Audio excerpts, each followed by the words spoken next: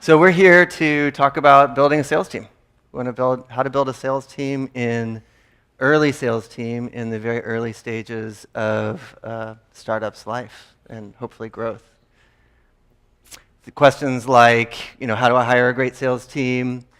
How do I comp them? How do I think about the structure? Do I think about process? That sort of thing. To help us, I'd love to get a sense for who's out there. So if you would, I'm going to ask a question. Raise your hand if it applies. Are you in a company where you're looking for, or maybe soon to be looking for, your first 1 or 2 sales hires? Okay. And then are you looking to scale beyond that? So you want to scale above 2 or so? Relatively even. That's helpful. Okay. There were a few that didn't raise their hands. We have a lot of quota-carrying salespeople. All right, just a little bit. So those looking to scale and hire their sales team? There you go. All right, thank you. What I'd like to do now is take a moment to briefly introduce each of us. It'll be brief so that we can get into the meat of the conversation. As Malia said, I'm Jeff Burkland. I founded and run Burkland Associates. Burkland Associates, we provide internal finance to startups, so think bookkeeping to part-time CFO. And in our part-time CFO role, we often get to deal with the questions of sales scaling and how to comp sales, sometimes to the chagrin of the head of sales. Evil finance that's why guy. I'm over here. Yeah. Exactly. We've got a buffer here, which you'll learn about. And myself, I've been in several startups where we've had to address these questions, so I look forward to the answers here. So here to my left is Sarah Arcoleo. Sarah's the head of talent for Rainforest. And from talking with her ahead of time, I can tell you that if you want to know how to hire great salespeople, motivate them, and improve their skills, she's the one to talk to. Next to her is Mitch Morando. When I think of Mitch, I think of the Morando method. So you can all learn what that is. I and we at Burkland Associates have had the pleasure of knowing Mitch at several startups, including Segment, Amplitude, Rainforest, just to name a few. Mm-hmm. Mitch is now founded and running Whalr, but he still gets out there to help sort of accelerate sales for engineers. For those who know his kryptonite, you can ask me what that is later. It's dangerous. And lastly, we've got Brad Gyger. In addition to tons of experience in sales the last 7 years, he started as the first salesperson at Heroku and is now running worldwide enterprise sales for them at Salesforce now. So Brad has, from the very early stage to hyperscaled, scaled sales experience. All right, questions. So my first question. I've read that my first sales hire should be to hire 2 AEs. What do you think about that? Or should I hire a head of sales or something else? So Mitch is twitching. We'll start with Mitch. Getting acid reflux a little bit. Where did the hire 2 salespeople come from? You know? Oh, it was Lemkin. Yeah. Oh, I need to go back and read that post.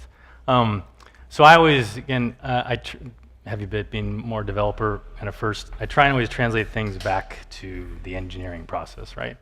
And it's like, well, could you go out and hire 2 engineers, exceptional engineers at the same time?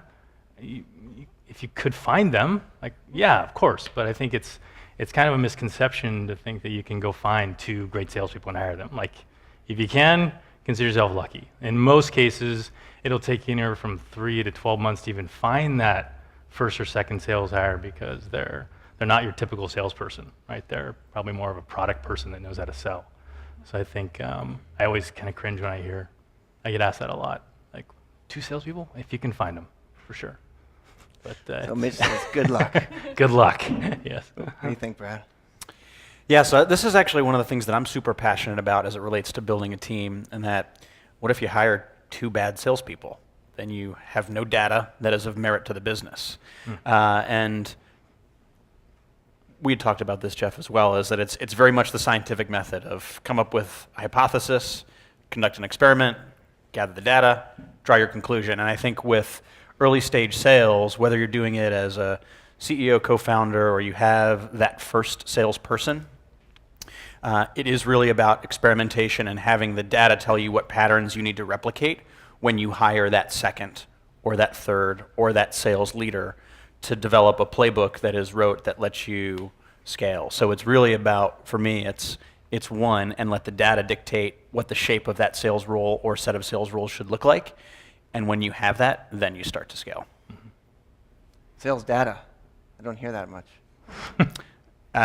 Everyone who, any manager, leader, sales executive should be managing their business to data, right? So in the Heroku world, it was very much about understanding user cohorts and the shape of their usage and how we could grow and scale those users and tie that success to our success. And that also informed when and how we would hire that second and third and fourth salesperson. Typically sales data is, well, what's your forecast? And when's that deal coming in? And how big is the deal? I mean, that's the kind of the meat and potatoes of sales data. But for early stage, especially for folks in the audience, like developer-focused selling, there are patterns of use, right? Why do they sign up? When they sign up, when's the first time they do something of interest? When's the first time they start to scale their use? That's, I think, a pretty common pattern for most of the folks out here. And that was how, when we built the Heroku model, it was, we understood the patterns of customers and how and why they bought and when they decided to scale. And when we reached a certain volume of customers and MRR, ARR, we knew we had capacity for an additional salesperson. And that's just understanding the funnel. I think you make a good point there about experimentation and then developing the playbook, right? Because every business is unique. Even if you're coming out of one business and you go to another team and they're doing the same thing in the same space, you have to really experiment and develop it and figure out what works for you. So I think that's a really important point you raised. Sarah, Yeah, what do so you I think? have maybe a slightly different perspective, but to Mitch's point, I think it is very hard to hire a salesperson, one, and two, doubly hard, and I think that timeline of 3, 6, even 12 months is something that we should all be keeping, in our minds. It takes a long time to find that right person. But I feel like if you can find two around the same time and can start them around the same time, I feel like you can get potentially more data at a really critical time in your business. I also feel like salespeople are naturally competitive, so having these two people working side by side, they're learning from each other. They're also doing some natural A/B testing, and they're also just motivating each other to win. Right. I find this is a great debate too, because I find I think to myself, because I've hired a few salespeople, and how do I know they're any good? I'm not a salesperson, I don't know. And I have to say, I think like Brad and Mitch's answers are, they know if they're good, they're sales. And ours are sort of like, well, I don't know. Yeah. So that context might be valuable in that. Well, so salespeople, most of them are natural sellers. So in the interview process, right, they're going to be selling. But a lot of the things that you can flesh out in the interview process is, results. How do you fare against your peers? How do you differentiate? Talk to us about the metrics of merit for you as a salesperson and how you then tie that to the business that you're trying to be accretive to. That's, again, it's the data that they as a salesperson can demonstrate if they're going to join the team and then try and replicate that success for your business. Is that how you then also sort of judge whether or not they're doing a good job? Sort of through that data? How do you think about that, especially if you've got one? Yeah, so so for us it was cohorts of customers.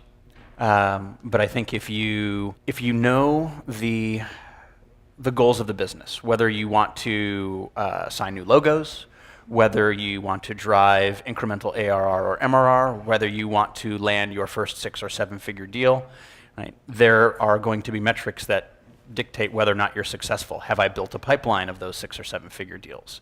Have I seen incremental 2, 5, 10, whatever it is, growth in MRR or ARR for the customers that individual has touched? And can I extrapolate that it was specific activities rather than the trajectory is set for this customer because we know they're going to be the next unicorn, right? So there are certain things that you'd have to tease out. But I think as long as, and this is kind of one of the core tenets of when you hire a salesperson, tie their goals to the goals of the business, and then that's how you compensate them.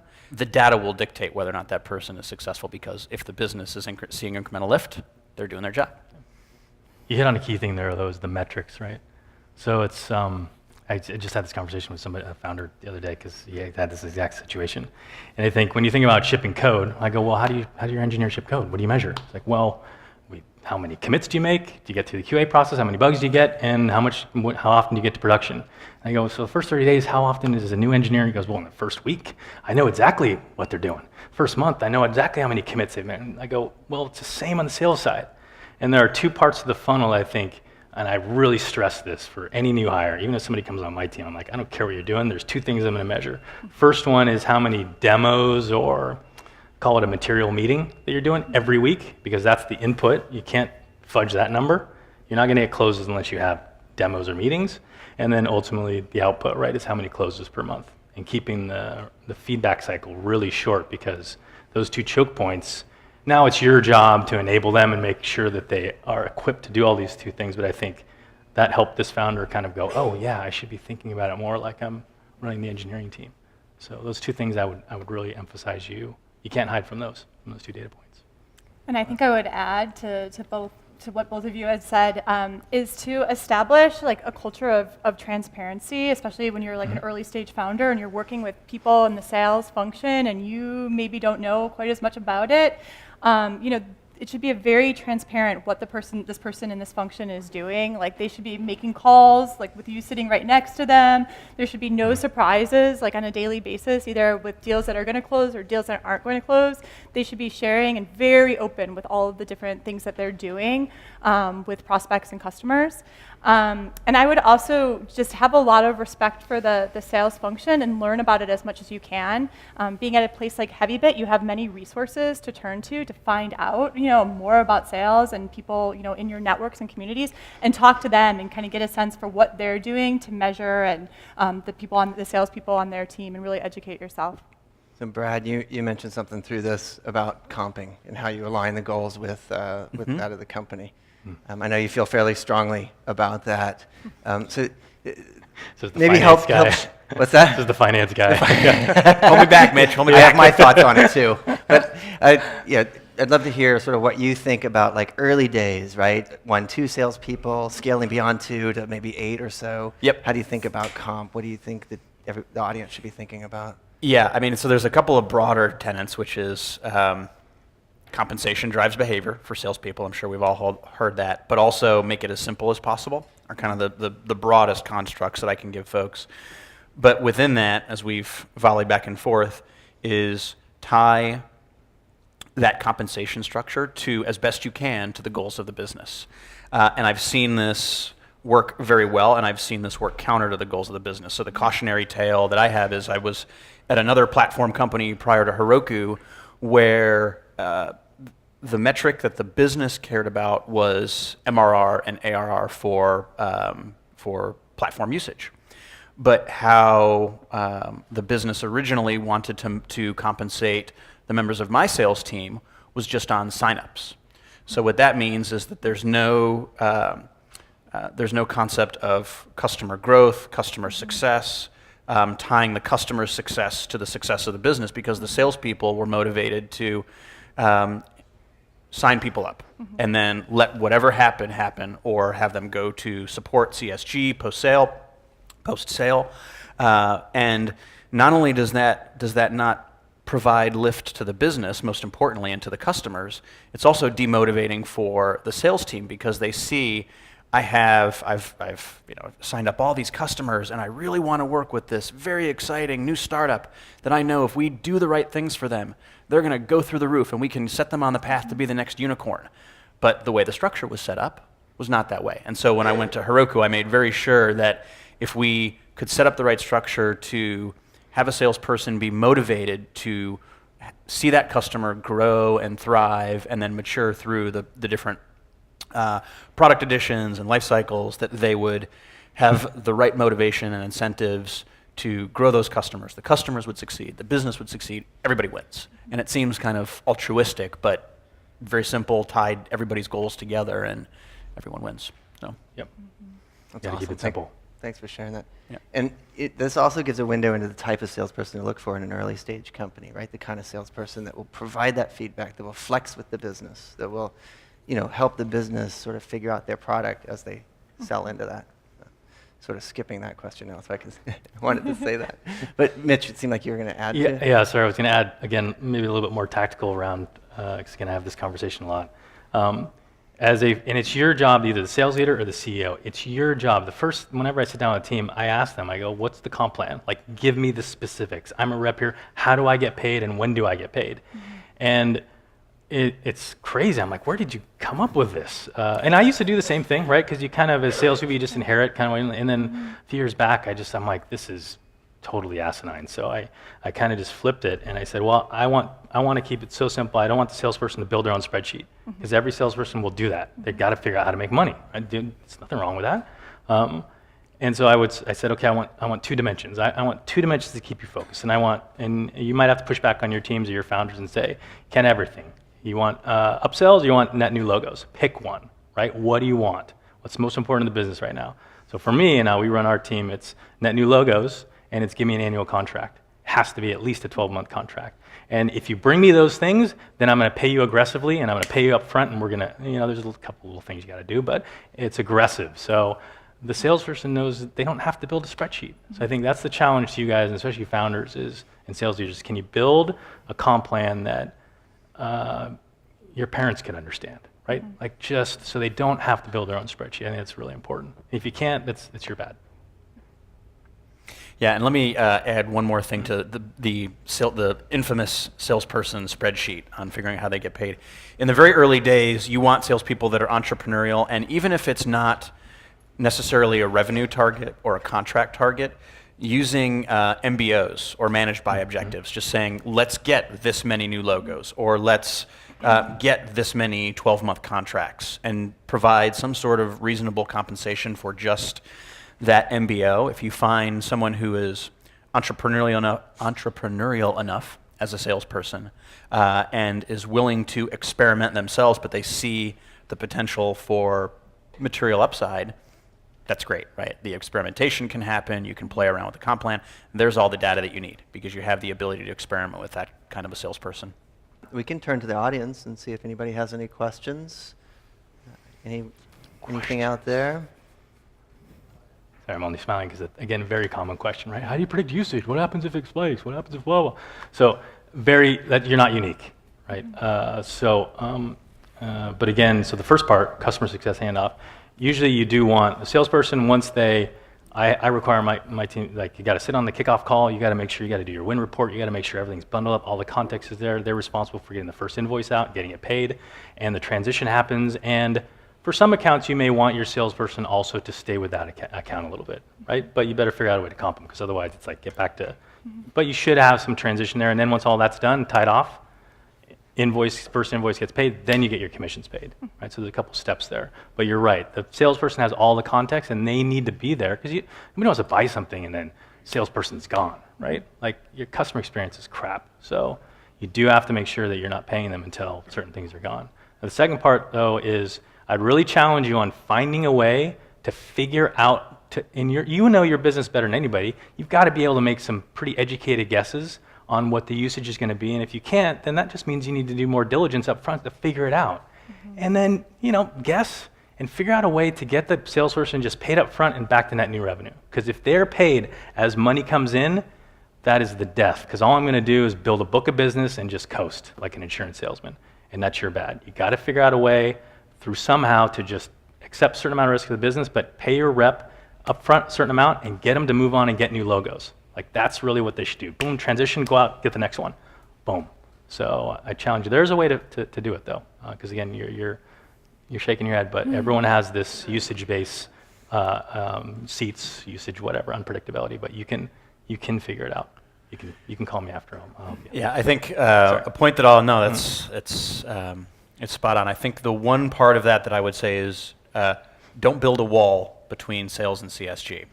And what I've seen be successful is as long as, like, depending on if you want to pay incremental new revenue for things that the salespeople may add for new additions, or like they add new feature functionality that incurs additional revenue, that is not necessarily the job of CSG.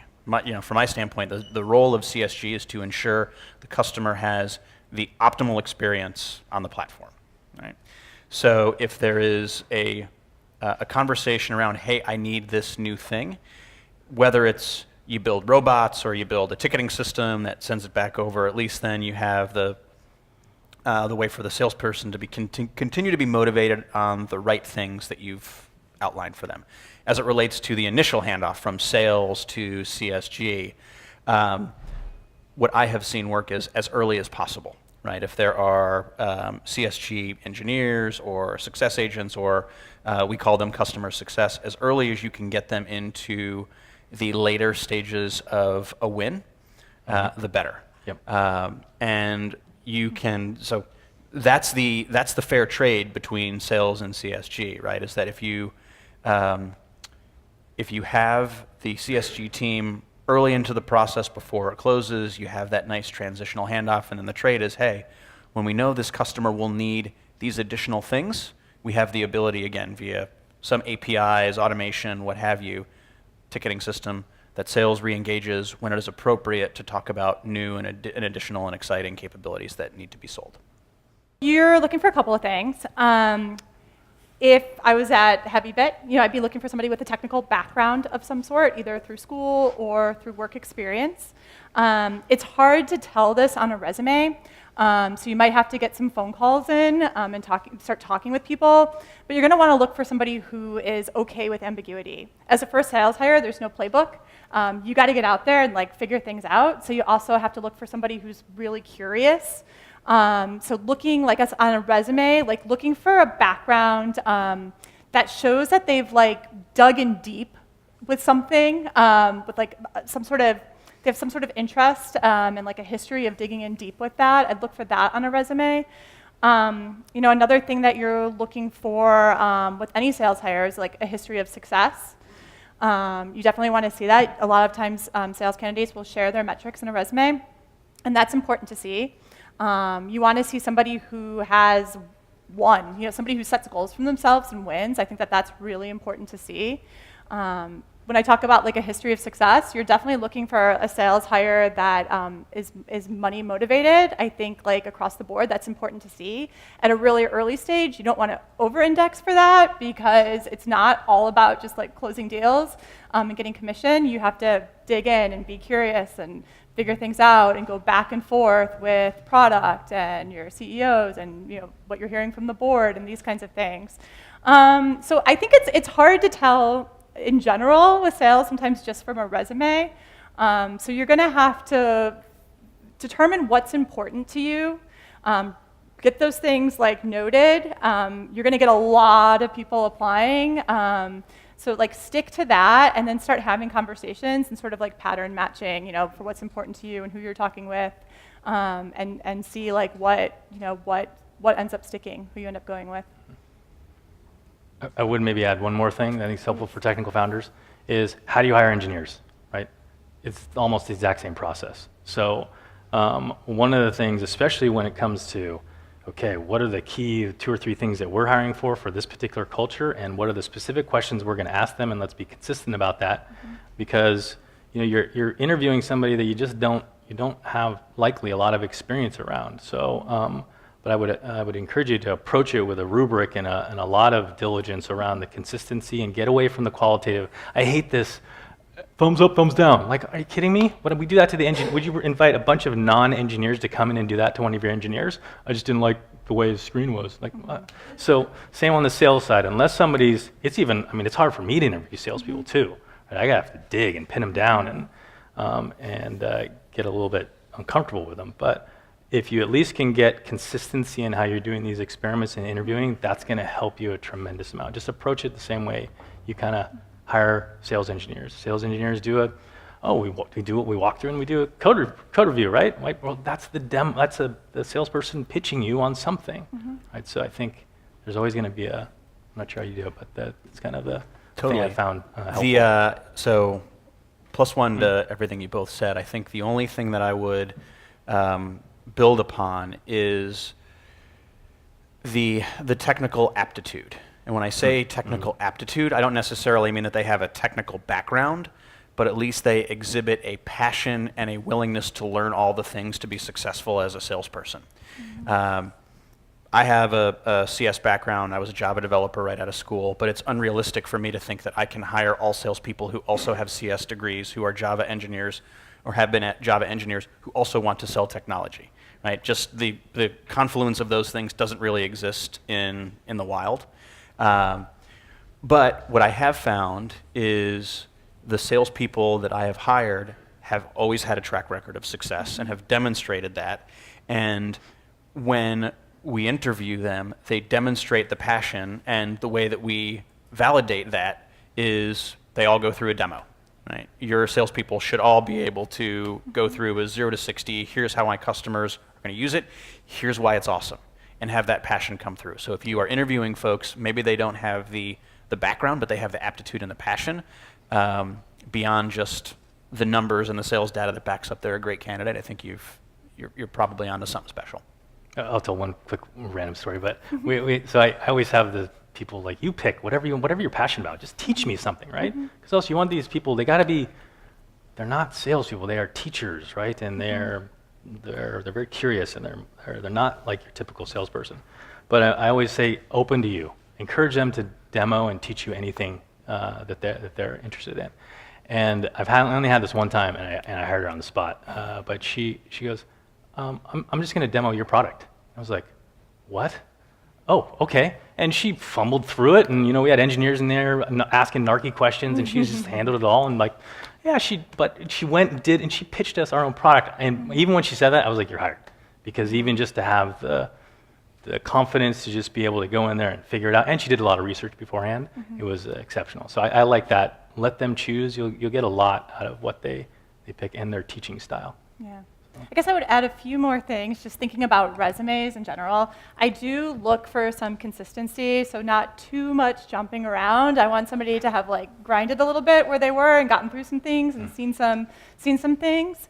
So I look for that. I also do always appreciate some sort of cover letter, something sort of tying their desire for a job to the job that we are offering. And it kind of just sets you apart. I would say 10-20% of candidates include a cover letter, so it definitely does set you apart.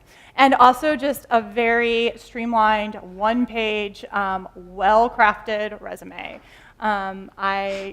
That's always just a beautiful thing to see, and also sets you apart.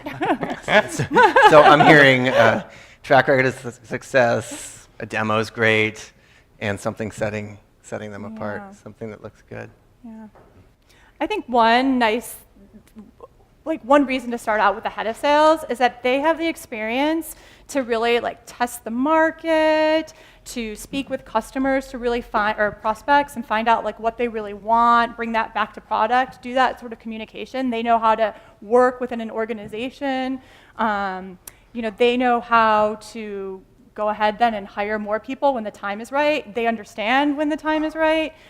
They have experience building a pipeline and knowing how to go about doing that at scale. So in some ways, there's real advantages to bringing in a head of, maybe not a VP, but you just kind of leave it at head of, give them a big upside, let them kind of test and experiment. Again, somebody who's really curious, wants to dig in and figure out if this is a sellable product, somebody that you gel with because you're going to be working really closely with this person, somebody that you trust because they know a lot more about this topic than you do. So I do think that there is some real value in bringing in a head of sales versus somebody who's just going out and doing a sales function.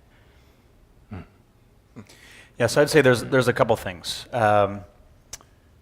Where it should start is, what are the shape of conversations you're having with customers to dictate whether you need a salesperson to manage those conversations or you need a head of sales, because there are terms of service, there are MSA, there are compliance or regulatory concerns where hiring a salesperson to manage that pipeline and the shape of those conversations, which you as a founder, CEO, CFO it just becomes laws of physics dictate that you need to have someone own that funnel and those conversations. Also, laws of physics will dictate if you've scaled a team to 5, 6, 10 salespeople to own those deal execution conversations.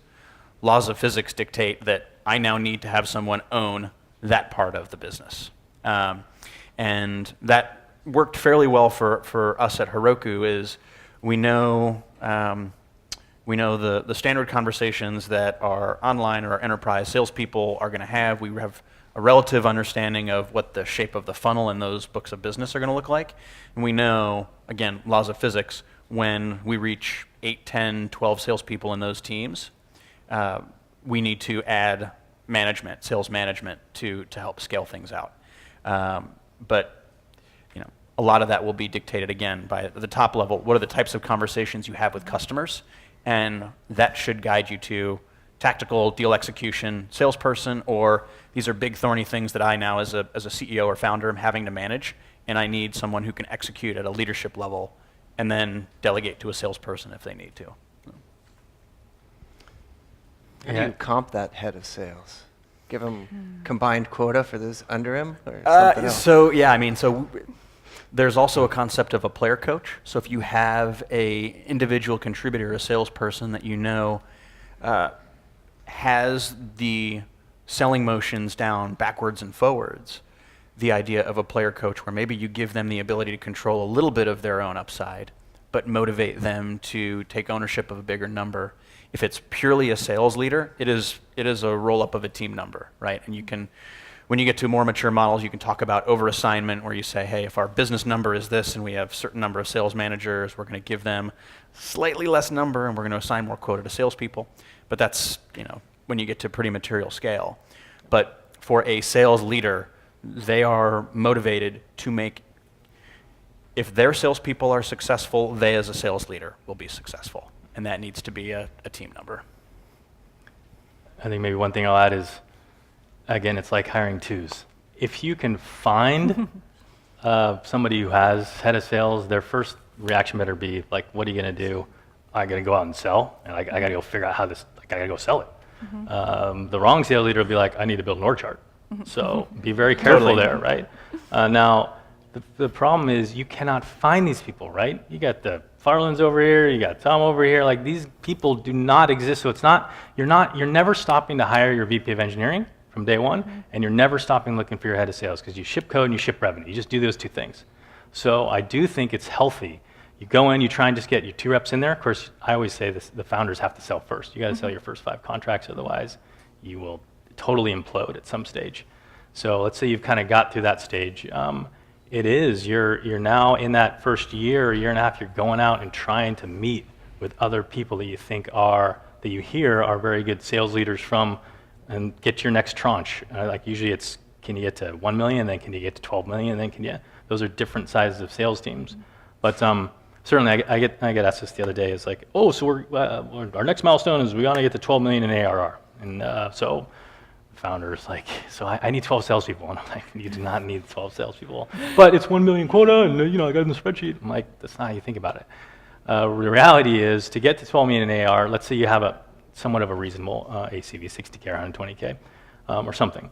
But you maybe need a team of 4, maybe 6, right? So I have seen teams that just get in. Again, culture is a big piece of it, as long as there's transparency and they're learning. And where you might get 4 reps, and of course they all should be above quota and they should all be killing it, and that tells you need to hire more. But you can get a line of sight into 12 million and be really confident that your salespeople, before you really have to go out and get that VP. But I think you need to start working day one, just like your VP of engineering. It's pretty rare to go from 0 to 12 in 1 year. That would be what would imply the 12 reps, I think. And stay lean instead. But yeah. Any questions over here? Yeah, so for my business, I'll say the most successful salespeople I have in my organization are not the most deeply technical. And I would say certainly in the earlier days, you want someone maybe who is more of a technical bent or more of a technical passion at the very least. But then certainly widen the aperture and release the requirement, loosen that requirement as time goes on. The earlier hires, as long as you've playbookified all of that technical prowess, and your first sales hire or your player coach or whomever it is, there's mentorship that should happen there. And some of that is documentation and telling the new reps to RTFM and figure this stuff out, but then also having a more senior, the first sales hire, individual who wants to step into a more senior leadership type role can impart the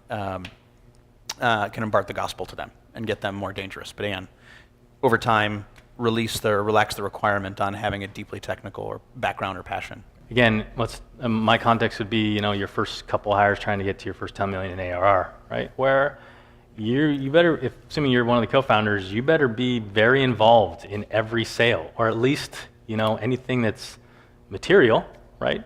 So for me, the engineering technical background is not a requirement. You want people, though, that you said at RTFM, their first inclination be, I could be selling copiers. First thing I'm going to do is I'm going to read the copier manual. I just need to know.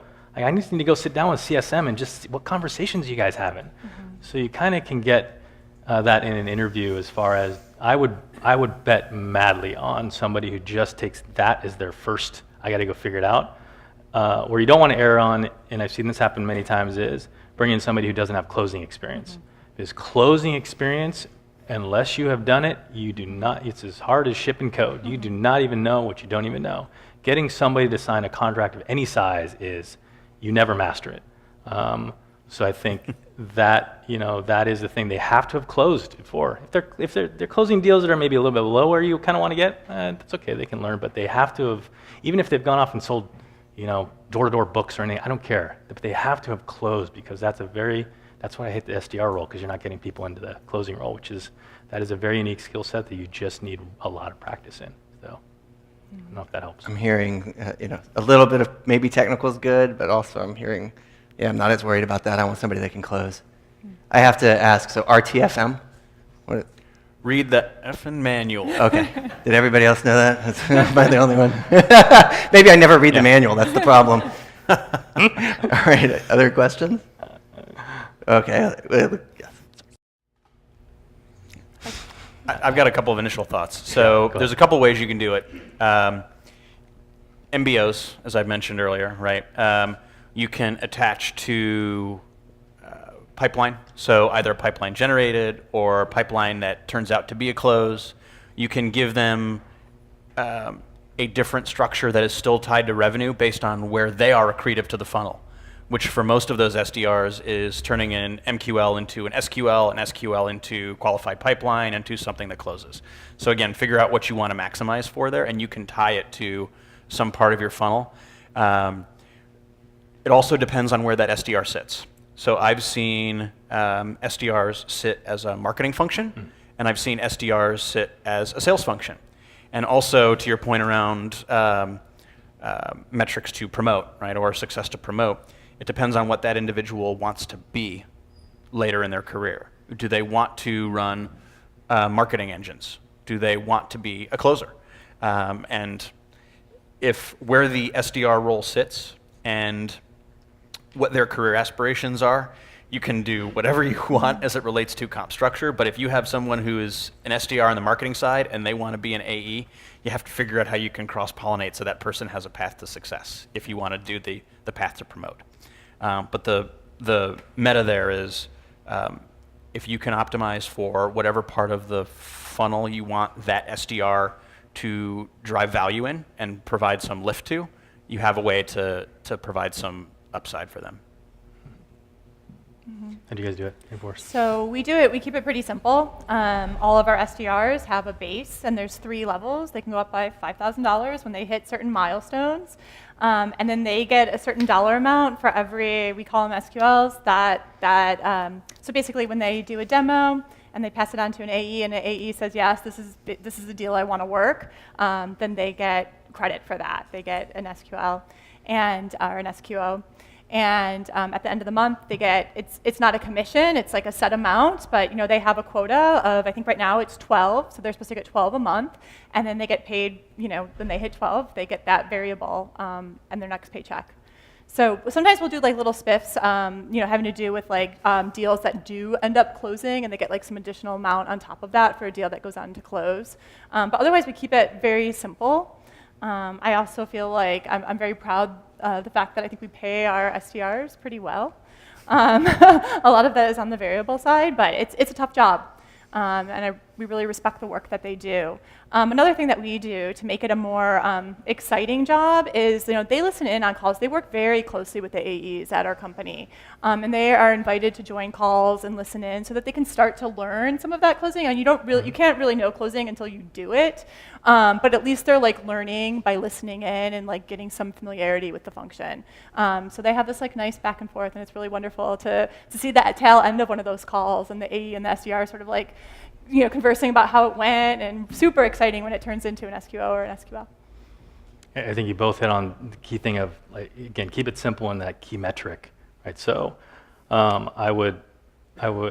kind of back into, if you want it's a qualify it and get a demo set, right? And just keep it simple. It's like, however you do a quota or just pay them per, keeps them really focused. Mm-hmm. What I personally don't like is just, tying it to some outcome that they don't have any control over. Mm-hmm. If you're that person, just think about how that would motivate you. You're like, some sales, I have no influence over that, but I'm gonna sit there and watch it, and I'm not gonna be out there qualifying and getting meetings set. So it's your own bad if you're incentivizing people to be looking, past where they are, and if it's out of their control.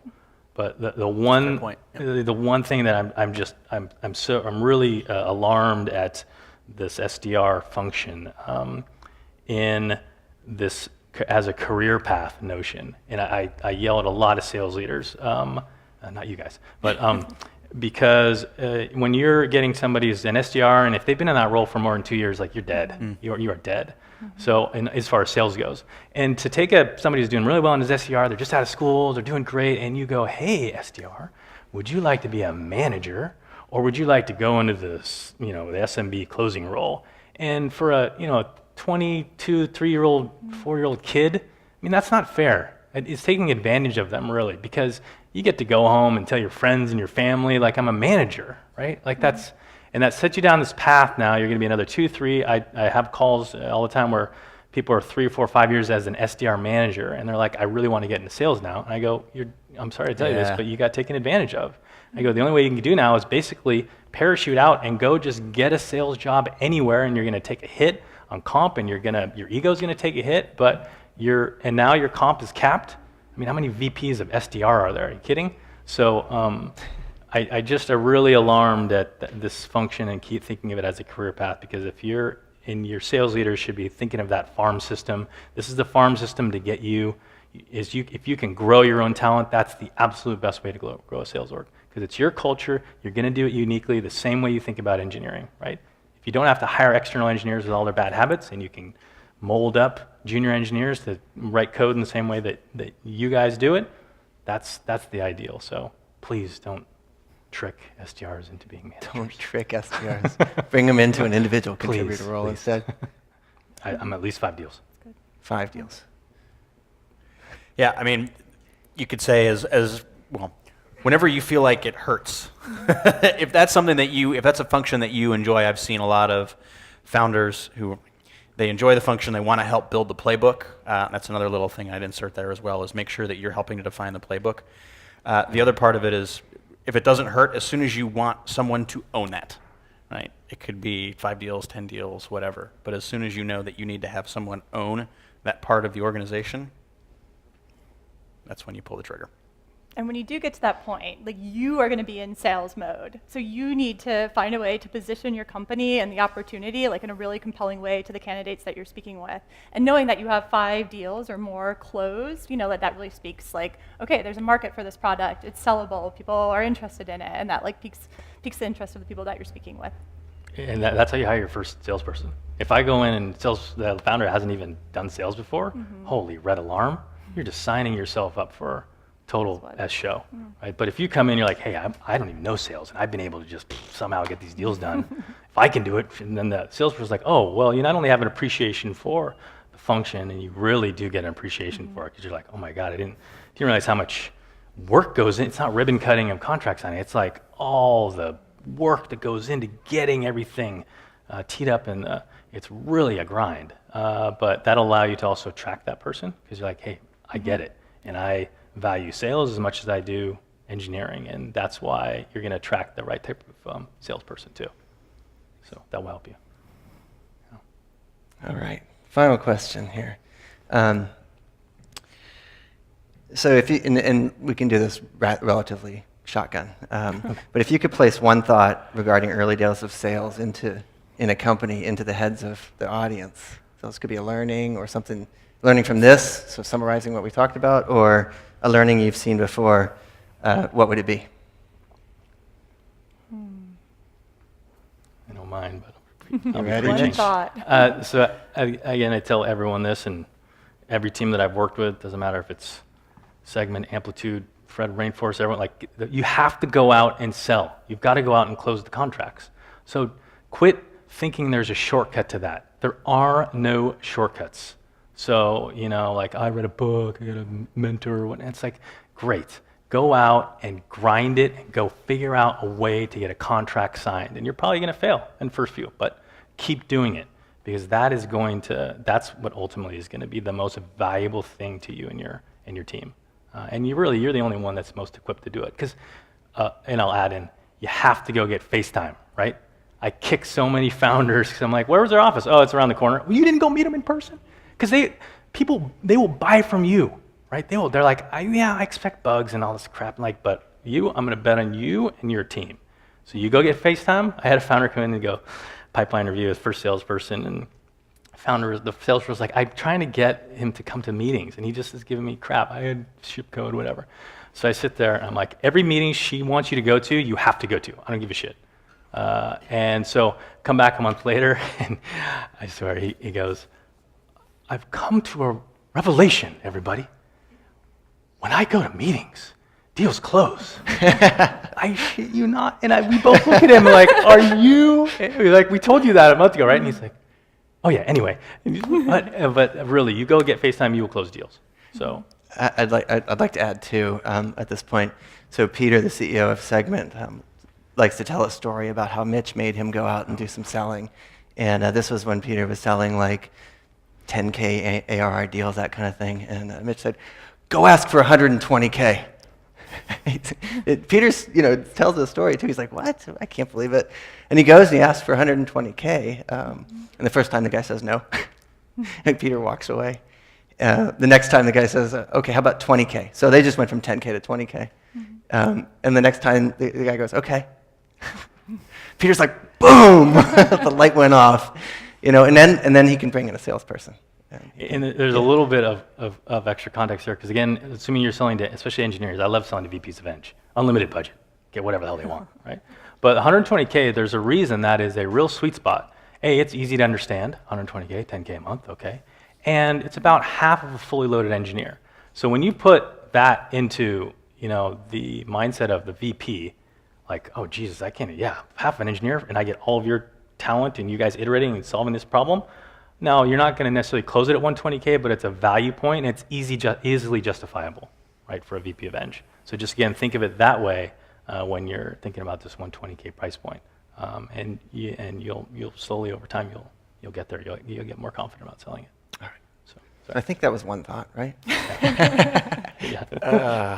One thing. Yeah, one thing. So if we could, going back to one of the earlier comments, one thing that I would leave you with as it relates to today's conversation and the context for this session, when you are building your compensation plans, tie the success of your customer, your business, and your salespeople to that compensation structure.